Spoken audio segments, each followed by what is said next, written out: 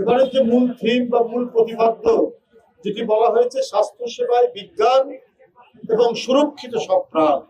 অর্থাৎ এই থিমের মধ্যে বলা হয়েছে যে সবাইকে বিজ্ঞানের সাথে থাকতে, বিজ্ঞানের সাথে না থাকলে পরে আমরা সঠিক চিকিৎসা, সুস্বাস্থ্য এবং মানুষকে আমরা সঠিক ডায়াগনোসিস করে চিকিৎসকরা চিকিৎসা দিতে পারেন। আপনারা জানেন এই যে টিকা, আজকে যে হামের প্রাদুর্ভাব, এই টিকার বিরুদ্ধে প্রচার করা হয়েছে এবং উন্নত দেশ যেখানে জ্ঞান বিজ্ঞানের বিপুল প্রয়াস, সেখানে অ্যান্টি ভ্যাকসিন একটি গ্রুপ রয়েছে, আমি আর নাম ধরে বলতে চাই না। তাহলে বুঝুন আজও সমাজের মধ্যে অন্ধত্ব এবং নানা ধরনের কুসংস্কার ছড়িয়ে রয়েছে। সুতরাং আজকে যে হামের যে প্রাদুর্ভাব আমরা দেখতে পাচ্ছি, এটাও অন্যতম কারণ। কিন্তু বিজ্ঞানের ফলশ্রুতিত হচ্ছে আজকের আধুনিক চিকিৎসা ব্যবস্থা, আজকের আধুনিক সরকার, পার্লামেন্ট, সংবিধান, এগুলো তো আধুনিক রাজনীতিরই বহিঃপ্রকাশ।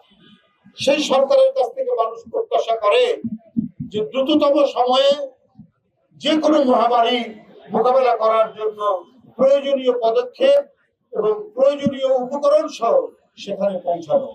আমরা অক্সিজেনের অভাবে করোনা মোকাবেলায় অনেকের প্রাণ চলে গিয়েছে এবং করোনা নিয়ে আমরা দুর্নীতি দেখেছি ভয়াবহ।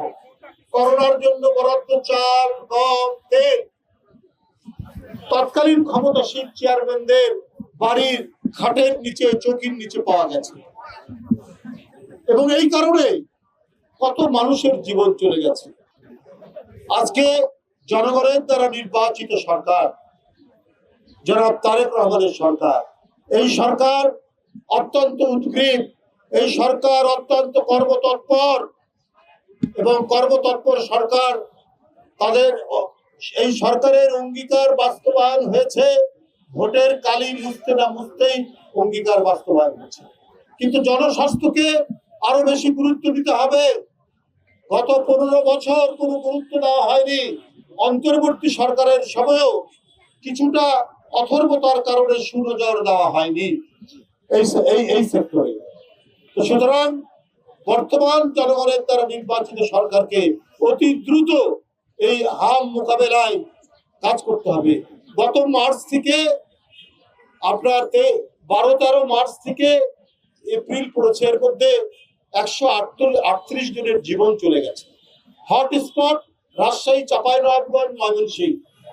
এটা এক ধরনের হাম বা মিজল এমার্জেন্সি ঘোষণা করে কাজ করতে হবে স্বাস্থ্য মন্ত্রণালয়।